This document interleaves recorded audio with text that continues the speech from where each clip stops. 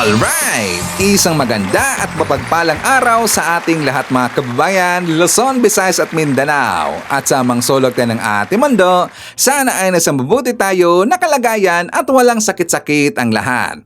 Ito po si Sir Ivan mga kababayan at welcome back dito sa ating YouTube channel.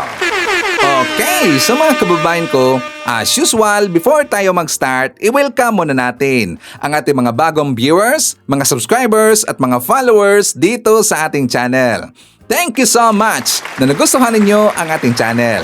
At syempre, pasalamatan natin ang ating mga viewers na nag-like, also nag-shares ng ating mga vlogs at pasalamatan din natin ang ating mga viewers na hindi nag-skip ng ating mga commercials. At syempre, pasalamatan natin ang ating mga viewers na nabamember ng ating channel membership.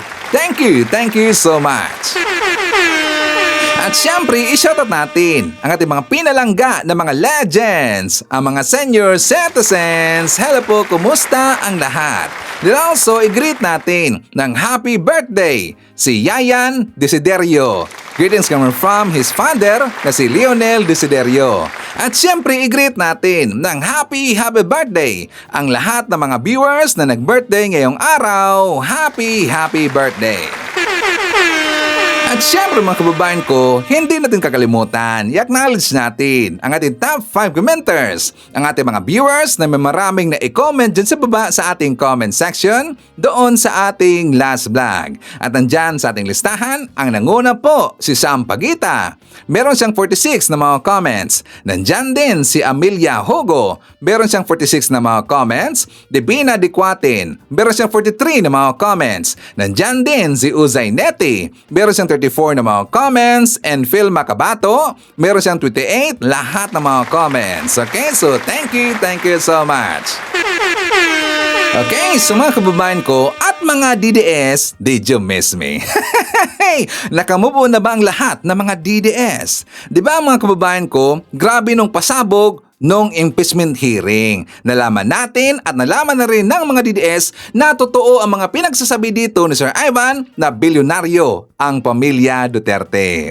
Di ba DDS? Totoo ang mga sinasabi namin dito na ang pamilya Duterte bilyonaryo pero hindi kayo nakinig sa akin. Di ba?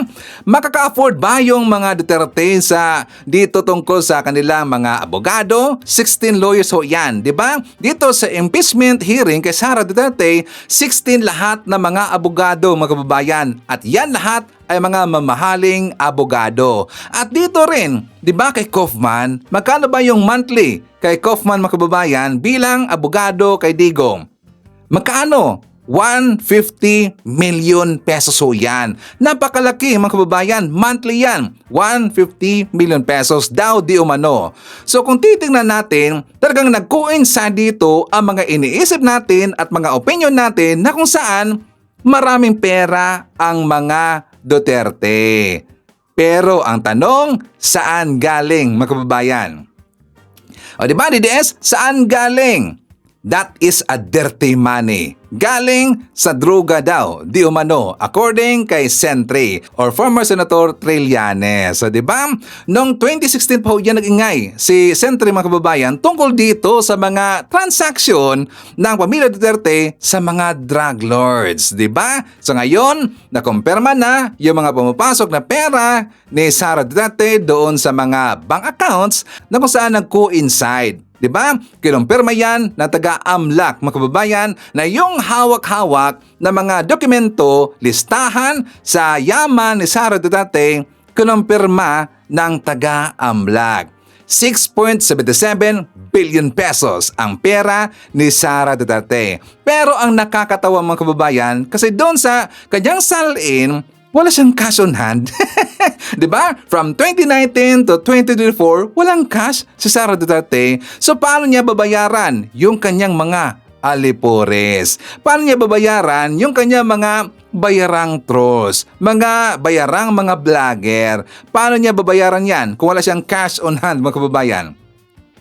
O diba nakakatawa talaga eh. Pero at least nalaman na din dito kung magkano ang pera ni Sara. 6.77 billion pesos. At yan ngayon ay ipinaviral 6.77 billion pesos. Sana all merong 6.77 billion pesos. So ano na ngayon, mga DDS? O di ba tama kami?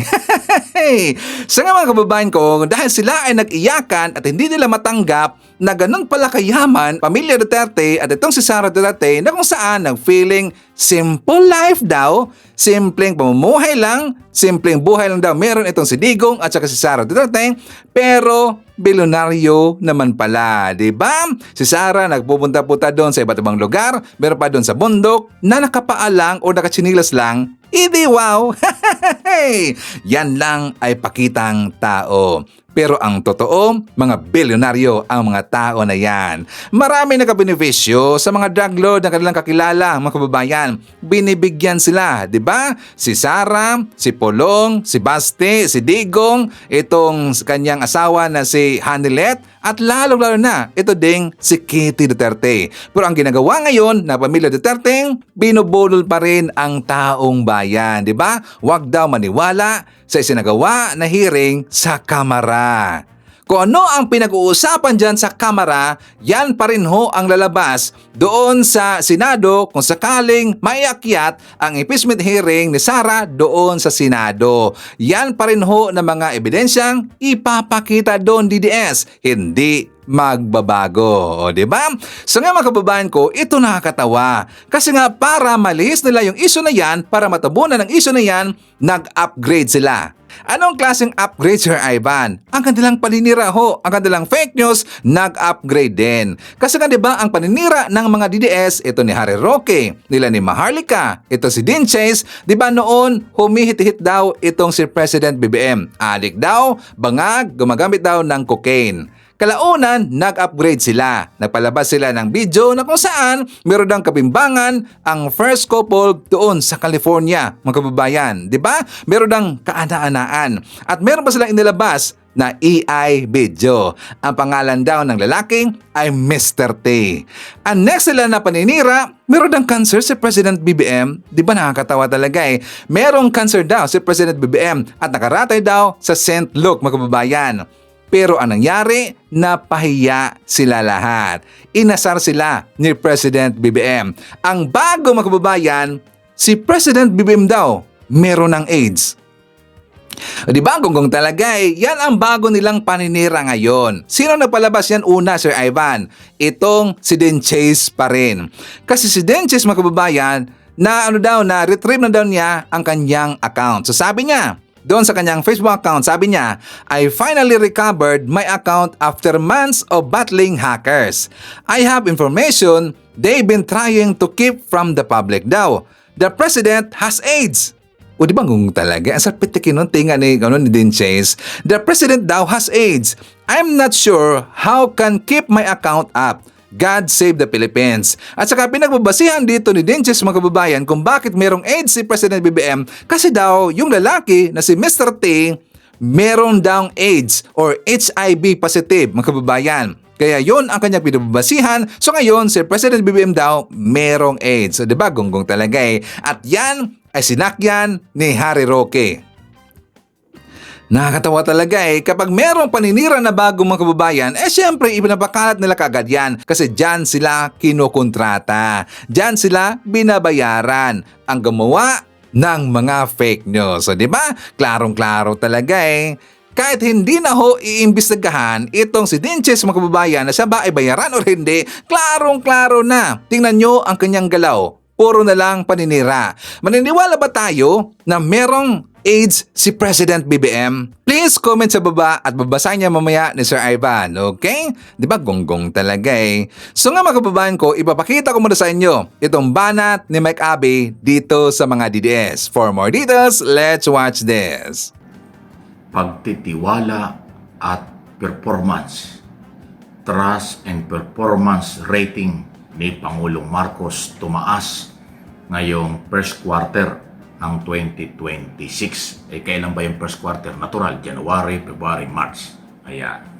Yan ay base sa resulta ng survey ng Okta Research Group, lehitimong organization na pinamumunuan ni na Dr. David at iba pa.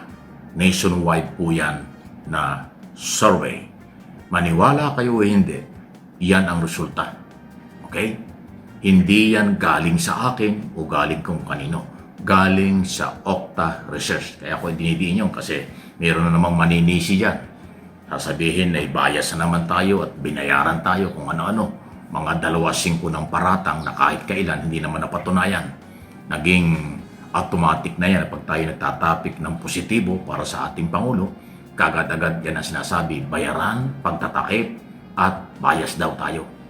Yan ang kanilang akusasyon. Kaya dinidiin ko galing sa Okta Research survey ito. Okay? 54% na dating 48%. So tumaas ng 6% ang trust o kay pagtitiwala ng taong bayan kay Pangulong Marcos. Yan. Okay?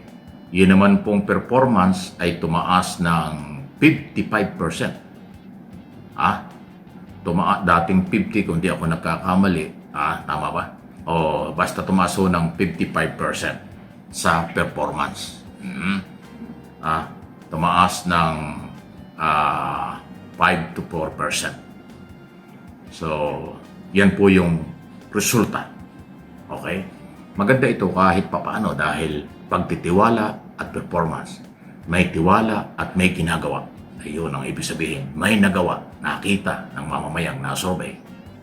Kasi yung pagtaas ng 5% sa performance, nakita nila na mayroong ginagawa ang Pangulo. Yun ang ibig sabihin nun. Tumaas yung tiwala, ibig sabihin, yung 6% na pagtitiwala. Ang pinag-uusapan dito, yung last quarter ng 2025 at first quarter ng 2026 ngayong taon. So, good for business ito. Maganda rin ito para sa mamamayang naniniwala kasi positibo. Ayan. Yun yun. Dahil kapag ang taong bayan ay may tiwala sa Pangulo, lalakas ang kumpiyansa ng mga negosyanteng dayuhan at lokal para palakasin ang ekonomiya ng bansa kasama ang tourism, pati security. Pag nakita rin na tumaas din ang performance, ibig sabihin ang Pangulo ay nagtatrabaho, nasa tamang direksyon, nagtatrabaho. Lahat yan ay kabaliktaran dun sa paratang ng mga anti-Marcos. Kasi sabi ng anti-Marcos, wala na daw tiwala ang taong bayan sa mamamayan. Nangangulugan dito, kabaliktaran. Fake yung paratang na yan. Kasi tumaas pala eh. Kinasabi nila, walang ginagawa ang gobyerno ni Pangulong Marcos. Kabaliktaran na naman. Kasi ang lumalabas doon sa survey, umangat nga. Kaya nga, 54% ang trust at 55% ang performance. O yun po, pinapaliwanag ko lang. Okay? Sigurado mag-iiyakan na naman, magagalit na naman at kakaiba na naman ang reaksyon ng mga alam mo ayaw maniwala sa ganyan. Pero yun ho yung aking sinasabi, pinapaliwanag ko, hindi po ako spokesman ng gobyerno, hindi rin ako spokesman ng Okta Research. Yan ho ay kanilang pribadong galaw at ito namang gobyerno. Ako'y nagpapaliwanag lang, nagbibigay ng observation at opinion base sa numero na nangyayari. Kung ayaw nyo maniwala, nasa inyo yun. Yung mga babanat dito sa resultang ito, karapatan din nila yon, pero nasa tao na yan kung saan sila maniniwala. Naniniwala ang taong bayan kay Pangulong Marcos, kaya nga mataas yung trust rating.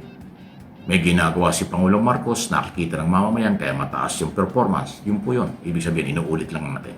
Okay? So, pagkaganyan, positibo yan para sa pangkalahatan. Positibo yan para sa matitinong Pilipino. Positibo yan para sa demokrasyang umiiral. At yung trabaho ng Pangulo, nagagawa niya. Yung kailangan ng business community at ng mamamayang Pilipino na ipapakita niya. Kaya positibo yan. Okay? Yan po yung aking pagbasa at opinion sa sitwasyon. Mahalaga po ang performance at rating pag umaangat. At ang ibig sabihin yan, kita nararamdaman ng mamamayan. Kaya yung business community, lalong tataas ang kumpiyansa, maglagak, magdagdag, magpalawak ng negosyo. Magkakaroon ng trabaho, pati mga turista, magkakaroon din ng kumpiyansa na nasa tamang direksyon ang Marcos administration. Yan po ang galaw. Sa kabila ng matinding pagbabatikos, sa kabila ng matinding propaganda, sa kabila ng matinding destabilization. So ang ibig sabihin lang din ito sa aking sariling opinion, effect, walang dating, hindi na naniwala, nagsawa na ang mamamayan na totoo at ang mga negosyante at turista at iba pa na totoo na mali ang mga paratang labang sa kasalukuyang gobyerno. Yun po ang epekto nun. Base sa survey, again, ulitin ko, Okta Research ang nagpalabas ng survey itong first quarter at ito ang resulta. Huwag kayong magalit sa akin, huwag kayong magalit kung sa gobyerno, yung survey na yan, pribadong sektor yan. Walang kinalaman ng gobyerno dyan. Yung na-survey nila, nationwide, yun ang nagsabi at nagpatotoo. Kung ano inyong pananaw dyan, kung negatibo o hindi, lalo na yung mga negatibo, alam na natin kung anong grupo yan. Ano ha? Anyway, so tayo naman ay nagbabalita at nagpapaliwanag lang sa kaganapan. Isa rin malinaw na pagod na ang tao, ayaw nang maniwala sa mga panggugulo at paninira. Dahil nakikita nila may ginagawa ang gobyerno at nakikita nilang dapat silang magtiwala sa kasalukuyang Pangulo. Yun po ang mensahe ng positive result ng survey. Ayan, napakalinaw yan. Okay? Please like and share, subscribe and follow. Yun pong mag-aakusang binayaran tayo, bias tayo, at kung ano-ano pa. Yan po'y bulok, basura at lumang argumento at komento. Alam natin kung saan ang gagaling yan. Huwag na kayong maniwala dyan dahil sunog na yung ganyang klaseng argumento dahil puro salita lang, walang dokumento, walang papapatunay, halata mong pikon, desperado, nagpapanik na. Kung sino mang grupo yan, hindi ko napapangalanan. Okay? Mas masarap ang buhay sa tamang pagbabalita kaysa sa pagbaliktad dahil parte ng kanilang madilim at malabong pangarap kasing dilim ng sabaw ng pusit. I agree na kung saan ang sarap talaga ibalita, no, yung mga totoong balita, yung mga ginagawa ng ating presidente. Kaya nga very proud ako at ipinagmamalaki ko ang ating presidente. Kasi nakikita naman natin na nagtatrabaho, sinisiraan lang, di ba?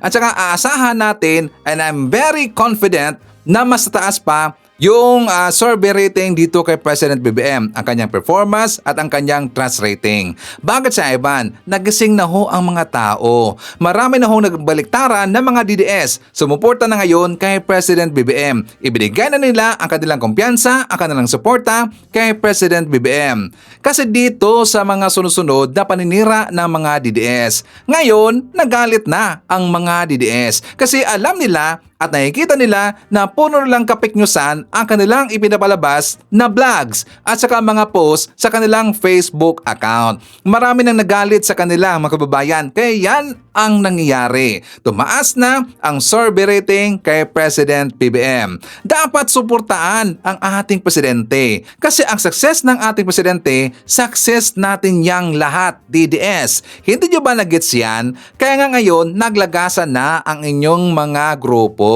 Naglagasan na ang inyong mga kalyado. Bumaliktad na, sumuporta na ngayon sa ating gobyerno at kay President BBM. Speaking of bumaliktad mga kababayan, ipapakilala ko sa inyo mamaya ang bagong DDS vlogger na bumaliktad. Hindi sa ninyo, may bago mga kababayan. I can assure you, DDS vlogger bumaliktad. Ano na DDS? Mamaya ipapakita natin or ipapakilala natin siya sa inyo mga kababayan. Yes, you heard it right, DDS. DDS vlogger, bumaliktad na. At meron siyang banat sa pamilya Duterte. Binoking niya, binisto niya ang gawain ni Sara Duterte at ang gawain ng pamilya Duterte, 'di ba? Stay tuned. Mamaya magugulat kayo. So dito nga, 'di ba, sa sunod-sunod na survey rating kay President BBM, asahan natin na mas lalaki pa o tataas pa yung makuhang rating dito kay President BBM. Dahil rin yan sa ginagawa ni Sara Duterte. 'Di ba kahapon nagdrama siya mga kababayan kasi which is supposed to be schedule niya kahapon sa kanyang bagong lakwatsa na naman. Yes, maglakwatsa na naman si Sara, pupunta doon sa iba't ibang lugar kasi mag-rally. And also, pupunta rin po daw siya doon sa Netherlands. Ngayon, hindi siya natuloy kahapon, mga kababayan. Bakit sa Ivan? Kasi daw, last minute na i-release ang kanyang travel clearance. Ang kanyang aprobado na travel clearance, mga kababayan. Kasi nga 'di ba humingi siya ng travel clearance sa Office of the President. Pero last minute na daw inilabas, mga kababayan, kaya hindi siya natuloy na umalis pumunta sa ibang lugar. Baka ngayong araw, mga kababayan, ang kanyang schedule na naman. 'Di ba? Gunggong talaga eh. Bakit niya naman ginamit ang last minute? Bakit last minute? Di ba sabi niya meron na siyang schedule, mga kababayan? Ang ibig bang sabihin, hindi pa nga aprobado ang kanyang travel clearance, meron na siyang schedule, mga kababayan, na sinasabi sa publiko. Di ba gunggong talaga eh? Dapat hindi niya muna sasabihin kung ano ang kanyang schedule hanggat hindi pa aprobado ang kanyang travel clearance. Di ba gung talaga eh? Yan ho ay paninira kay President BBM. Yan ho ay paninira sa Office of the President. So ang ginawa ngayon ng mga DDS, nag-grant na naman. Binabanata na naman si President BBM kung bakit daw hindi pinayagan itong si Sara na lumipad doon sa ibang lugar, di ba? Gusto ba niya na ura-urada, mga kababayan, kapag meron na siyang sasabihin na schedule, ito ang date ko. Pupunta ako doon sa Japan or doon sa Malaysia, sa Saudi, saan man yan, pupunta ng Netherlands. Gusto niya on the spot pipirmahan ni President BBM. Marami hong ginagawa ang ating presidente DDS. Di ba? Dapat ang kanyang schedule 2 weeks before, meron na siyang ipinasa na request or travel clearance doon sa Office of the President, hindi on that day. Gets ba natin, DDS? Diba? Pa-feeling special talaga eh. Gusto niya kasi na matatakot sa kanya si President BBM. Hindi yan mangyayari, DDS. So ngayon, ang nangyari, marami nang nagagalit sa kanya na mga DDS. Nagbaliktaran na. At nakikita natin ngayon sa lumabas na survey rating from Oxstar Research. So, diba? Asahan natin yan. Mas tataas pa lalo ang survey rating ni President BBM.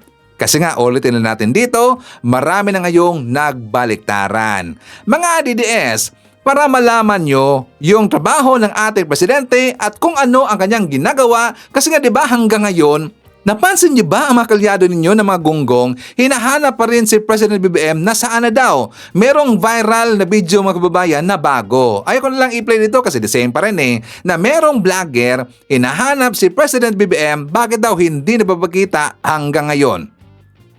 Diba gunggong talaga eh, hindi ba niya nakita yung i-feature si President BBM na nag-exercise doon sa kanyang press con?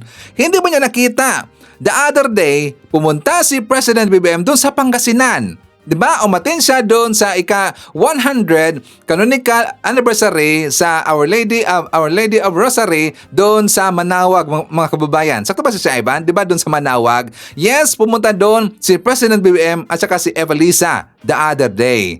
Naalala ba natin yung nag-viral na post natin na ito si Sara Duterte daw, ang kanyang staff, pumunta doon sa Church of Manawag, sa Manawag Church. Para daw uutusan ng staff yung taga Manawag Church para imbitahan itong si Sara Duterte. Naimbitahan ba siya, Sir Ivan? Hindi nagpabudol sa staff ni Sara yung Manawag Church. Kasi alam ho ng mga staff dyan sa Manawag Church na merong problema sa pag-uutak si Sara Duterte. At saka hindi naniniwala sa Diyos si Sara Duterte. Diba? May ugali at utak kriminal si Sara Duterte. Bakit naman nila iimbitahan ng Manawag Church? Diba? Kaya hindi natin nakita si Sara doon. Ang nakita natin doon sa anniversary, mga kababayan, sa Manawag Church, si President BBM at saka si Evelisa.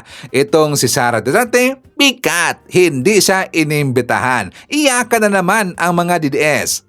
O diba? Galing yan sa ating very reliable source.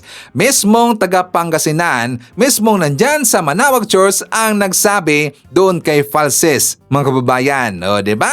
Nakakahiya.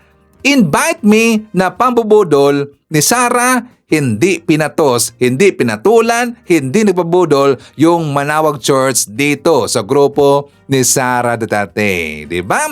At ngayon mga DDS, ipapakita ko sa inyo kung ano ang tinatrabaho ng ating presidente. For more details, let's watch this. Una po sa ating mga balita, hindi napigilan ng mainit na panahon si Pangulong Ferdinand R. Marcos Jr. para maghatid ng serbisyo sa ating mga kababayan sa Nueva Ecija. Sa katunayan, pinangunahan ng Pangulo ang pamamahagi ng libreng 10 kilong bigas at iba pang proyekto para sa mga nangangailangang pamilya sa probinsya. 500 piso kada araw ang kinikita ni LC sa pagtitinda ng gulay. Bagaman kinakaya, aminado siya na dahil sa mataas na presyo ng mga bilihin, hamon sa kanya na mapagkasya ito. Kahit papaano naman po nakakapagpundar. Kaya para maibsan kahit paano, isa si LC sa mga nakatanggap ng 10 kilo ng bigas sa pangunguna ni Pangulong Ferdinand R. Marcos Jr. sa kanyang pagbisita sa Palayan City, Nueva Ecija ngayong araw. Kabilang si LC sa nasa 100 ambulant vendors na benepisyaryo nito. Sabi niya, malaking tipid ito sa kanya. Malaki po kasi po yung 10 kilo sa aming maglola, nasa 2 linggo na po sa amin yun. Ay kamahal po ng bigas. Biro mo yung magandang bigas na masarap, 58, 60. O, edi may instant bigas ka. 2 linggo na namin pagkain yun. Ang tipid. Opo. Yung ibibili mo, maisusubi mo. Ayon sa Palayan LGU, unang bugso pa lamang ito ng distribusyon ng bigas sa marginalized sectors. Pero sa kabuuan, 11,000 beneficiaries ang target na mabigyan ng bigas na may pondong 5 milyong piso sa ilalim ng Local Government Support Fund o LGSF mula sa national government. Kaya malaking bagay umano ang direktiba ng Pangulo na idiretso na sa mga lokal na pamahalaan ng LGSF. It makes it more efficient, easier, reduces the red tape, the bureaucracy. Kaya malaking bagay din po sa mga tao kasi pag pagkain, it's not something that can be delayed. Makakatipid po ako ng halos 3 weeks na budget para sa pambili ng bigas. Binisita rin ng Pangulo ang mga stall sa Kadiwa at namili ng ilang mga produkto. Ininspeksyon din niya ang Palayan City Township Project na bahagi ng pinalawig na pambansang pabahay para sa Pilipino Program o 4PH. Sa ngayon, nasa 200 pamilya na ang naninirahan sa pasilidad pero tinatayang nasa 22,000 pamilya ang maninirahan dito sa oras na makumpleto ang proyekto. Inilatag ng pamahalaan ng iba't ibang hakbang para mapababa ang gastos sa pagbiyahe ng pagkain tulad ng libreng toll sa mga biyahero ng agri-products, suspension ng truck ban, pass-through fees at iba pa. Ilan lang yan sa mga hakbang na pinag-usapan sa pulong ng Uplift Committee. Pinabibilis ni Pangulong Ferdinand R. Marcos Jr. sa mga ahensya ng gobyerno at lokal na pamahalaan ang pagproseso ng food lane accreditation para sa mga magsasaka at biyahero. Nais ang Pangulo na makapagbenepisyo agad ang mga magsasaka at trader sa libreng toll sa mga expressway. Sa loob ng 1 buwan, wala munang babayarang toll ang mga sasakyan na may lunang pagkain at produktong agrikultura sa SCTEX, NLEX, Cavitex at CALAX. Hakbang ito ng administrasyon upang mapababa ang gastos sa pagbiyahe ng pagkain. The DA expects to generate over 100 million pesos in savings for haulers as a result of the measure. Pansamantala ring sinuspende ang truck ban at pass-through fees para sa mga sasakyan na may kargang langis, pagkain at iba pang pangunahing bilhin sa Metro Manila. Kasabay niyan ang 75% bawas singil ng marina sa mga permit, vessel registration at accreditation ng mga sasakyang pandagat. Pinababa rin sa piso ang bayad sa mga roro na may dalang agri-products mula sa dating hanggang 500 piso. Inatasan ni Pangulong Marcos ang Uplift Committee na tiyakin ang sapat na supply ng krudo para maiwasan ang pagkaparalisa ng ekonomiya. Pinagpilitan ng Pangulo sa ating Secretary of Energy, kay Secretary Sharon, na dapat na hindi maputol ang supply ng krudo o produktong petrolyo sa atin dahil ayaw po ng Pangulo ang stagnation. Siniguro naman ng Energy Department sa pagpupulong ng komite na may 50 araw na average supply ng petrolyo. Nasa 471,000 barrels na ang na-deliver sa bansa, habang nasa 1 million barrels out of 2 million barrels ang na-confirm sa ating order. Iginiit ni Pangulong Marcos ang patuloy na pag-aabot ng tulong para mabawasan ang epekto ng krisis sa Middle East. Halos 1 milyong tsuper na ang nakatanggap ng 5,000 pisong ayuda mula sa DSWD. 373,000 na mga driver at operator ang nabigyan ng subsidiya sa langis, habang 425,000 naman ang nabenepisyohan ng tupad tuloy pasada. Patuloy na titindig ang gobyerno kasama ang mga mamamayan upang salagin ang epekto ng mataas na presyo ng langis sa pandaigdigang merkado. Makakaasa po ang lahat ng ating mga kababayan na hindi titigil ang administrasyon sa pagkilos upang maibsan ang bigat na dulot ng tensyon sa Middle East. Target ng administrasyon na gawing digital ang pamamahagi ng ayuda para mas maging mabilis at madali ang distribusyon. Nakiisa sina Pangulong Ferdinand R. Marcos Jr. at First Lady Liza Raneta Marcos sa selebrasyon ng anibersaryo ng canonical coronation ng Our Lady of the Rosary of Manawag sa Pangasinan kasama ang libo-libong deboto. Sa loob ng 100 taon, ang imahe na mas kilala bilang ina ang naging sandigan ng mga deboto naghahanap ng mga sagot sa kanilang panalangin. Dumalo ang Pangulo sa ika-100 anibersaryo ng Canonical Coronation of Our Lady of the Rosary of Manawag. Nakiisa si Pangulong Ferdinand R. Marcos Jr. sa libu-libong deboto sa centennial celebration ng simbahan. Mainit naman ang naging pagsalubong ng mga deboto sa kanyang pagdating. Isa ang Pangulo sa naglagay ng korona sa Birheng Maria o mas kilalang tawag sa lugar na Apo Bakit. Pinangunahan din ng Pangulo ang panalangin para sa komunidad. Almighty and loving God, we offer you our praise and gratitude as we celebrate the centennial anniversary of the canonical coronation of Our Lady of the Rosary of Manawag. On this sacred occasion, we pray for the grace to embrace her virtues, to find her guidance as a beacon of light in moments of trial, and to strengthen our devotion to her by nurturing profound hope as we journey together in faith. Ang Canonical Coronation of Our Lady of Manawag ay isang makasaysayang pagtitipon ng milyong-milyong deboto na nagsimula noong 1926. Yan yung ibig sabihin ng mga kababayan na aatinan sana ni Sara Duterte. Di ba sabi ko na pumunta yung staff ni Sara doon sa Manawag Church at inutusan yung staff ng church para imbitahan itong si Sara Duterte. Pero hindi nagpabudol yung taga Manawag Church doon sa staff ni Sara Duterte kasi nga si Sara alam na alam ho ng taga church na walang kwenta na tao. Mayroong problema sa pag-uutak, may problema sa ugali at hindi naman naniniwala sa ating Panginoon, sa ating Diyos itong si Sara Duterte. Kasi nga iba ang kanyang Diyos, mga kababayan. Iba ang kanyang paniniwala. Ang kanyang Diyos, yung si Quiboloy, di ba? At meron ding problema, may bahid korupsyon si Sara kaya hindi siya inibitahan ng Manawag Church. Instead, ang kanilang inibitahan ay si President BBM at saka si FL Liza. O di ba? Iyakan ang mga DDS. So mga kababayan ko at mga DDS, alam niyo na kung ano yung tinatrabaho ng ating presidente. At saka speaking of bigas mga kababayan ko, di ba sabi ko sa inyo na may plano akong bibisitahin yung taga-agriculture dito sa amin. Kasi gusto kong malaman kung ano yung estado kung bakit hindi ko nakikita yung 20 pesos per kilo na bigas dyan sa Kadiwa Store. Noong pinuntahan ko kahapon mga kababayan, abay wala daw doon.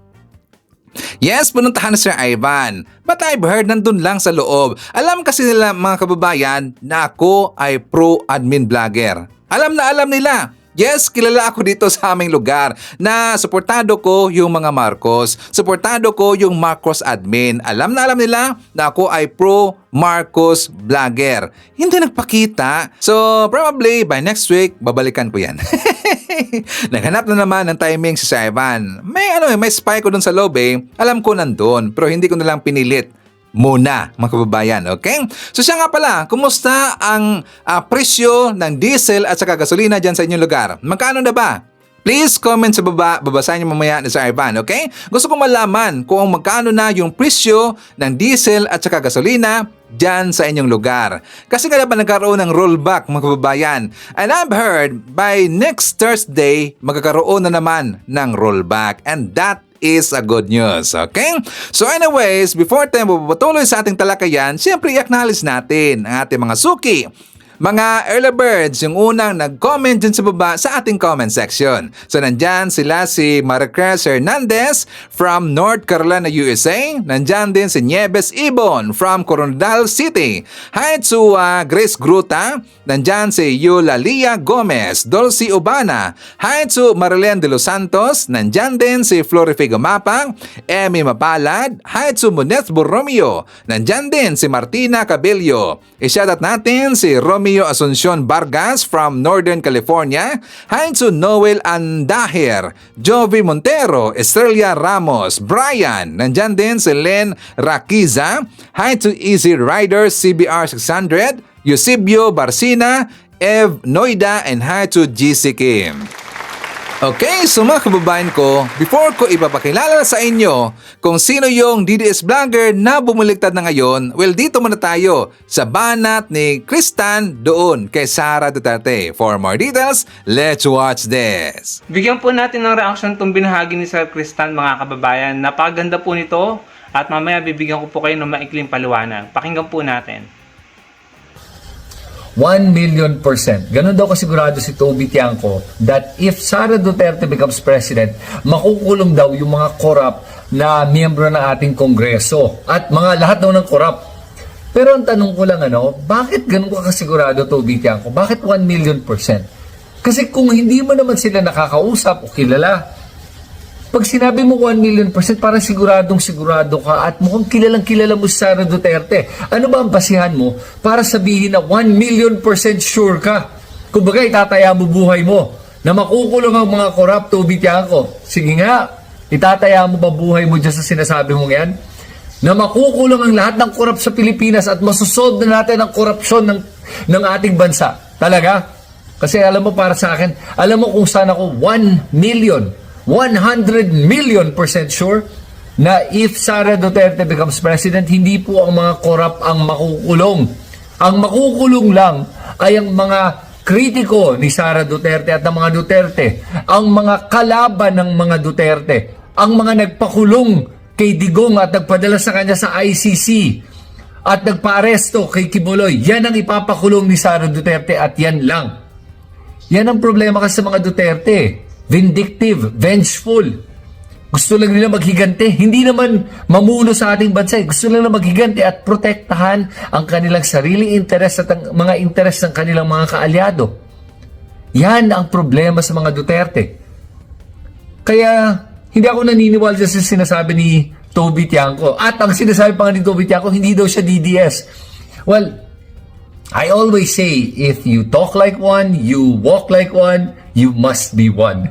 At Toby Tiangco talks like a DDS, walks like a DDS, so he must be a DDS. But a DDS in denial. Remember, maraming mga tulad ni Toby ngayon na nagsasabing, hindi ako DDS. Pero lahat ng lumalabas sa bibig mo ay DDS. Kaya, huwag tayo magpapabudol sa mga tulad niya at alalahanin po natin that Sara Duterte is part of the problem we have right now in the Philippines. Yang pamilya niya ay parte ng problema ng ating bansa. Dahil ang korupsyon na to ay nag-umpisa talaga nung panahon ng tatay niya. Lumala. At umabot tayo ngayon sa punto na to na bilyon-bilyon na ang ninanakaw sa ating bansa. At huwag natin kakalimutan na ang sino ang nauna sa talagang issue ng flood control. Sino ba talaga? Pulong Duterte ang unang nakakuha ng ganyang kalaking halaga for flood control at 51 billion pesos. Until today, I think siya yung number 1 na pinakamalaking nakuha sa kanyang distrito para sa flood control. Unless may nakatalo na sa kanya, hindi ko alam. Pero on record, parang sa isang district congressman, siya na yung number 1. Tapos huwag natin kakalimutan yung mga korupsyon na nangyari sa panahon ng tatay ni Sara Duterte.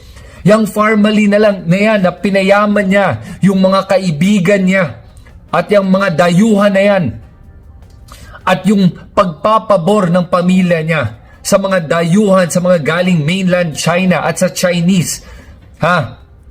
Tinraidor pa nila yung sarili nilang bansa at sarili nilang mga kababayan. Yan ang mga Duterte. At pagdating sa korupsyon, ang dami talagang kalokohan ginawa itong mga to.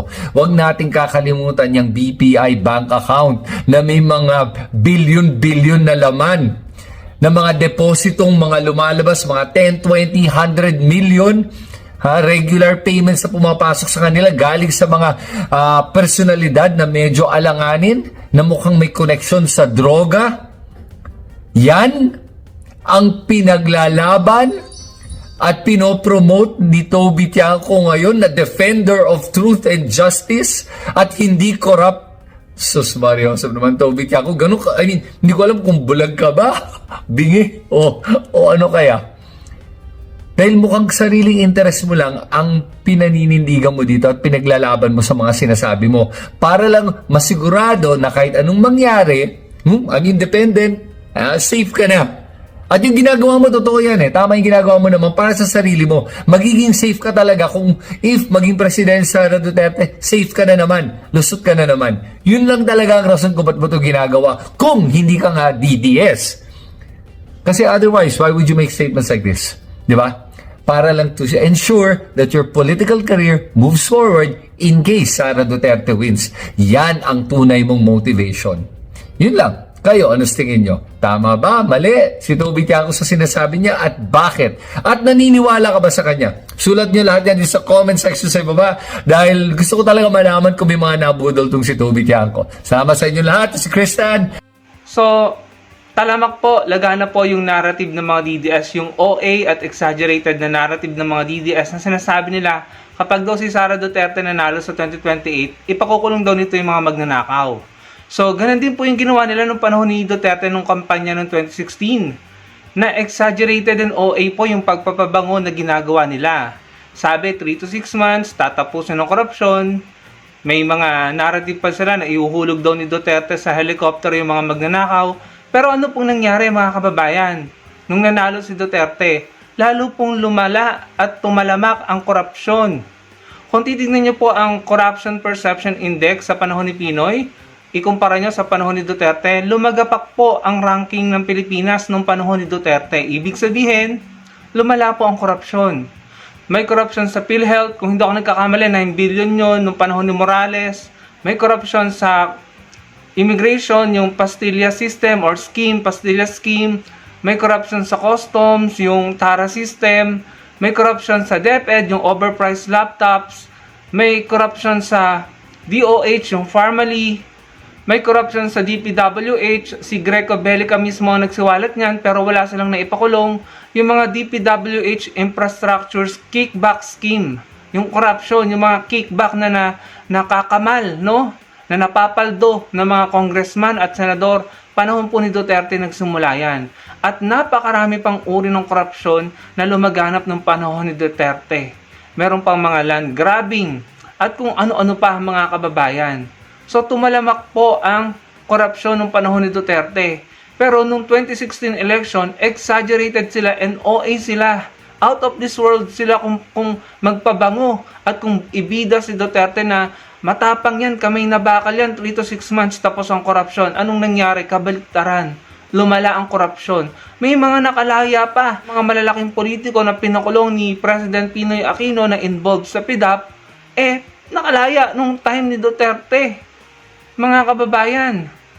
Tapos, ngayon, pinakulong ni PBBM at yung iba ipapakulong pa ulit dahil sila na naman po ang involved dito sa corruption sa DPWH, yung kickback. Daang-daang milyon ang pinaghati-hatian nila. So, paanong sinasabi ng mga DDS ni Toby Tiangco na kapag si Sara Duterte ang nanalo, ay ipakukulong, 1,000,000% ipakukulong ang mga magnanakaw, kahit mismo si Sara Duterte may mga issues ng corruption. May pinababalik nga sa kanyang 73 million pesos Out of this world talaga itong mga DDS na to. Malayo sa realidad. Malayo sa totoong nangyayari. Uulitin ko, nung panahon ng tatay ni Sara Duterte, tumalamak ang korupsyon. Pwede nyo i-check yan sa Corruption Perception Index. Ihalin tulad nyo, ikumpara nyo. Nung time ni Pinoy, ang ranking ng Pinas sa Corruption Perception Index, lumagapak po ang ranking ng Pinas nung time ni Duterte. Ibig sabihin, lumaganap ang iba't ibang uri ng korupsyon sa iba't ibang ahensya ng gobyerno. Saan ka nakakita? Mismong head of state si Duterte, pagbabantaan ang state auditor, ang COA. Nasa balita yan, ipakikidnap daw. Kung daw ako nagkakamali dun sa term. Tapos may, hanapin nyo, eto, ayan, ipapakita ko sa inyo. Yan po yung balita. Culture of impunity ang lumaganap. Tapos itong Martires, tila wala pong ginawang aksyon sa mga isinampang kaso sa ombudsman na may kinalaman sa DPWH corruption. Yung mga kasong isinampan ni Senator Trillanes, parang inupuan lang, pinabayaan. Tapos si Joel Villanueva, malalaman natin, secretly, hindi isinapubliko na absuelto. Dinismiss yung kaso. Tapos ngayon si Joel Villanueva involved din sa corruption, di umano dyan sa DPWH. Tumanggap ng kickback. Tapos sasabihin niya, ibibida niya si Sara Duterte na magpapakulong ng mga magnanakaw. Malamang sa malamang makakalaya na naman. Kagaya ng mga pinalaya nung panahon ng tatay niya.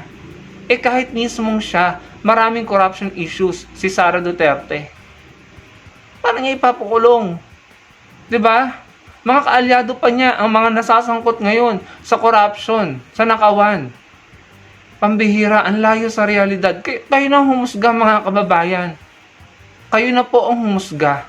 Ginagawa namin itong uri ng bidyong ito, yung ginawang video ni Sir Cristan, para ipaliwanag sa inyo. Ipaalam sa inyo, ito yung totoo. Ito yung nangyari nung time ni Duterte. So ano pang guarantee na kapag si Sara Duterte ang manalo, masosolve ang korupsyon kahit mismong sila. Saan damakmak ang issue ng korupsyon, mga kababayan? Para namang lantarang panluloko at pang GGAGO ang ginagawa sa atin. Kayo na lang po humusga dyan. Alam ko naman matatalino ang mga Pilipino. Huwag na po tayong magpauto. Huwag na po tayong magpaloko sa mga exaggerated at over na yung mga OA na pagpapabango, exaggerated OA na pagbibida.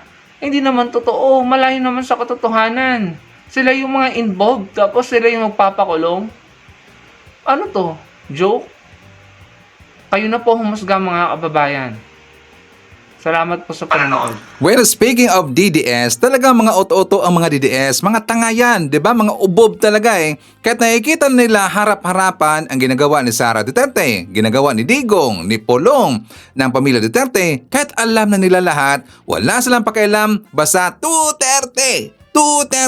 Ano ang kanilang mga pananakot, mga kababayan? Kita-kita na lang sa 2028. O di ba gunggong talaga eh. Ganyan na yung mga pag-utak no ng mga may problema talaga eh. Ano bang word na pwede na natin gamitin, mga kababayan, dito sa mga DDS? Aside sa mga sinasabi ko, ano ang pwede nating gamitin na napakabigat, itatawag natin yung term para dito sa mga DDS na kahit anong explanation natin, kahit pinapakitaan na natin sila ng mga ebidensya, bulag pa rin. Bulag ba or talagang tanga or mga obo ba talaga?